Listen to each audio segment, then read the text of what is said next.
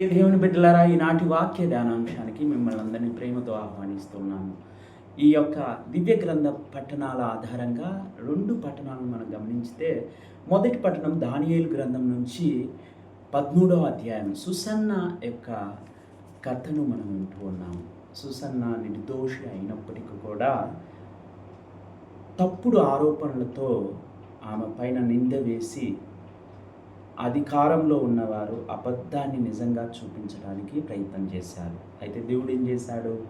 దానియేలు ద్వారా సత్యాన్ని అక్కడ ఉన్న వారందరికీ కూడా ఇరుకుపరిచి సుసన్నాను కాపాడటము మొదటి పట్టణంలో మనం వింటాము. అయితే ముఖ్యమైన విషయం ఏంటంటే, సత్యము కొంతకాలం దాచబడి ఉండవచ్చు. సత్యాన్ని మనం కప్పిపుచ్చి ఉంచవచ్చు, కానీ చివరికి సత్యం గెలుస్తూ ఉంది. సత్యం వెలుగులోకి ఒకరోజు వస్తుంది. అది సుసన్న కథ ద్వారా మనం నేర్చుకుంటాం. ఇంకోటి కూడా చూడండి, మన సొసైటీ వీక్ పీపుల్ను, వనరబుల్ పీపుల్కు జడ్జిమెంట్ ఇవ్వడంలో చాలా ఫాస్ట్గా రియాక్ట్ అవుతుంది.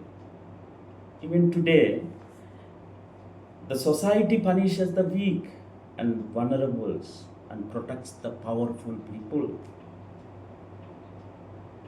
రెండో పట్టణం మనము సువిశేష పట్టణంలో వ్యభిచారంలో పట్టుబడ్డ స్త్రీ.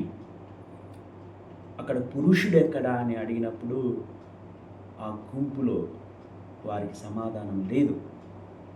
తప్పు చేసింది ఈవిడ ఒక్కటేనా, పురుషుడు ఎక్కడా అని అడిగినప్పుడు వారిలో సమాధానం లేదు.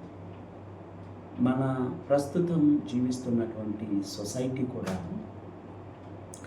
వీక్ పీపుల్కు జడ్జిమెంట్ ఇవ్వటంలో, వానరబుల్ పీపుల్ను ఎక్స్ప్లోర్ చేయటంలో ఎంత ఫాస్ట్గా రియాక్ట్ అవుతుంది, చాలా ఫాస్ట్గా రియాక్ట్ అవుతుంది. అదే పవర్ఫుల్ పీపుల్ను, అదే ఇన్ఫ్లుయెన్స్ ఉన్న పీపుల్ను, డబ్బుతో ఉన్నటువంటి పీపుల్ను, అధికారంలో ఉన్న వారిని టచ్ చేయడానికి అంత సులువుగా జడ్జిమెంట్లు రావు, అంత సులువుగా వారి జోలికి ఎవ్వరు పోరు.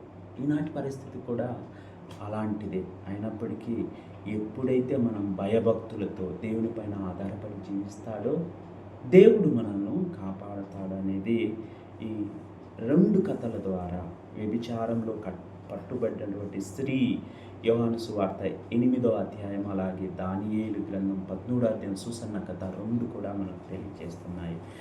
చివరిగా ఒక సందేశం, సిలువలో ఈ 2 కథలు పరిపూర్ణత చెందుతున్నాయి. సిలువ చూడండి, లుక్ ఎట్ మై క్రాస్.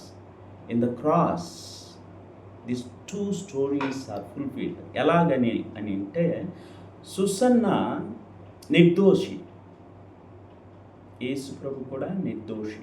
అయితే యేసు ప్రభు నిర్దోషి అయినా కూడా శిక్షను పొందుతూ ఉన్నాడు.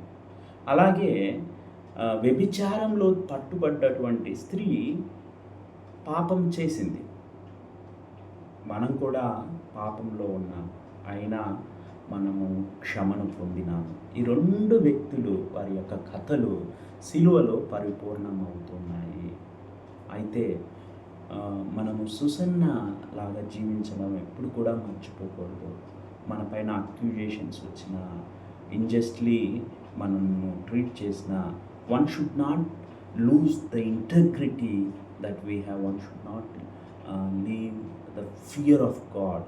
One should have always the fear. దేవుని భయభక్తులతో మన జీవితాన్ని కట్టుకోవడంలో మనం ఎప్పుడు కూడా విఫలం కాకూడదు. దేవుడు మిమ్మల్ని అందరినీ దీవించును గాక. పితా, పుత్ర, పవిత్రాత్మ నామమున ఆమేన్.